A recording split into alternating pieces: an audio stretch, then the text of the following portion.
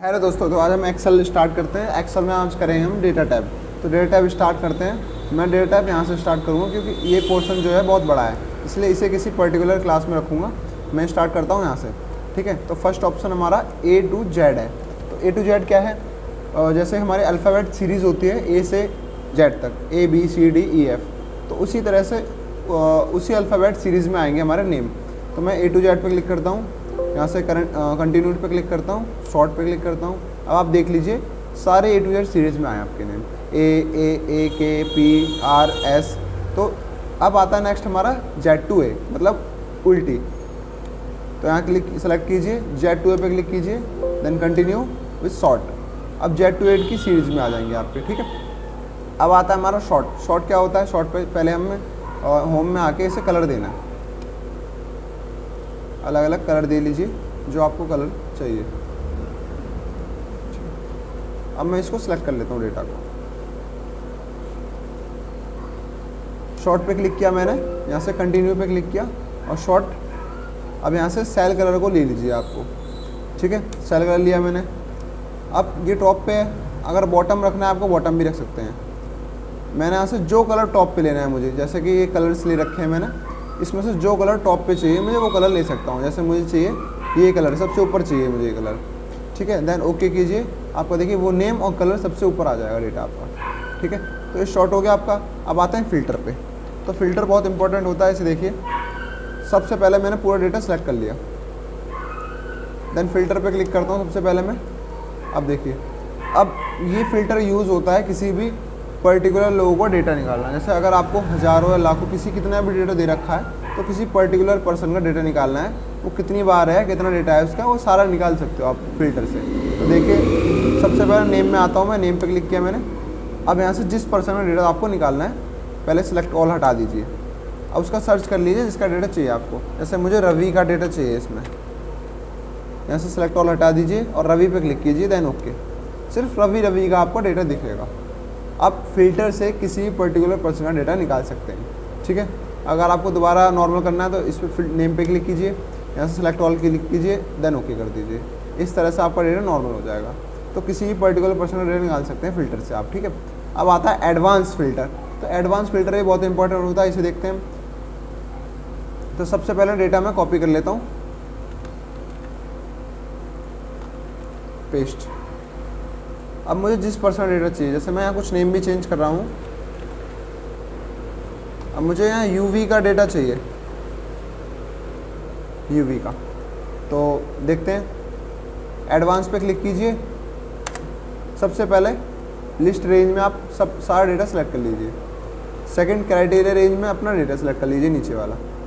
Then okay करेंगे आप, तो सिर्फ यूवी का डेटा रहेगा। इस फ़िल्टर से, एडवांस फ़िल्टर से भी आप पर्टिकुलर पर्सन का डेटा निकाल सकते हैं ईजीली, कितना भी डेटा दे रखा हो आपको, ठीक है। अब उसके बाद आता है हमारा टेक्स्ट टू कॉलम। तो टेक्स्ट टू कॉलम क्या होता है? डेटा को डिफाइन करता है अलग अलग। नेम लिख लीजिए आप कुछ, टेक्स्ट टू कॉलम पे क्लिक करता हूँ मैं, नेक्स्ट नेक्स्ट, देन फिनिश। आप देख सकते हैं आपका डेटा अलग अलग कॉलम्स में डिवाइड हो जाएगा, ठीक है। अब आता है उसके बाद फ्लैश फिल।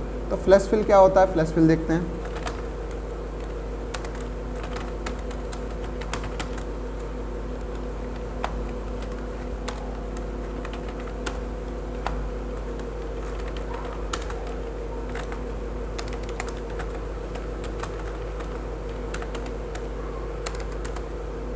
देखिए,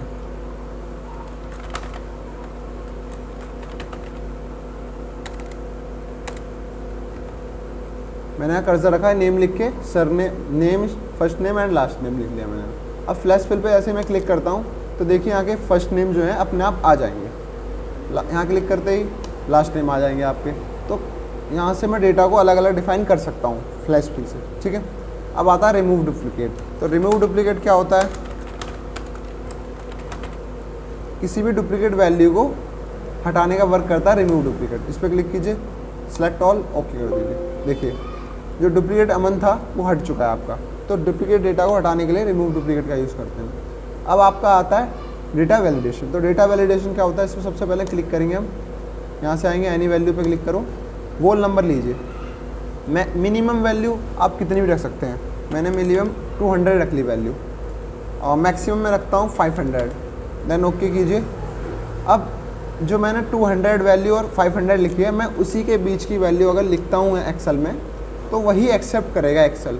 अगर मैं 200 से पहले और 500 के बाद की वैल्यू अगर ऊपर की वैल्यू लिखता हूँ तो एक्सेल एक्सेप्ट नहीं करेगा वैल्यू। मैं लिख के दिखाता हूँ आपको। तो सबसे पहले मैं 200 से पहले लिख के दिखाता हूँ। मैंने लिखा 109, तो एंटर करता हूँ तो देखिए क्या लिखा आ रहा है, दिस वैल्यू डजंट मैच। ये वैल्यू एक्सेल के लिए मैच नहीं है, ठीक है। अगर इसी में मैं वैल्यू 500 से प्लस लिखता हूँ तभी मैच नहीं करेगा, क्योंकि मैंने आपको बताया 200 और 500 के बीच की अगर वैल्यू लिखता हूँ तभी एक्सेप्ट करेगा सेल।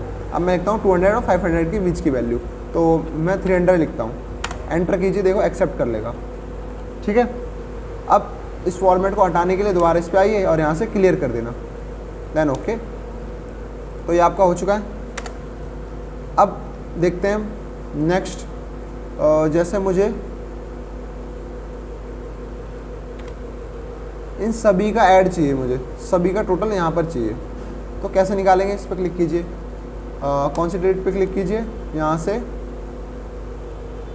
एक एक करके आप अपना डेटा सेलेक्ट कर लीजिए। ऐड ऐड ऐड, तो सभी डेटा को एक एक करके सेलेक्ट कर लीजिए आप, देन ओके करेंगे आप, सारा डेटा आपका टोटल होके आ जाएगा इन सभी का। तो आज की क्लास में इतना ही रखते हैं, बाकी नेक्स्ट जो रह गया आपका वो सेकंड क्लास में रखेंगे।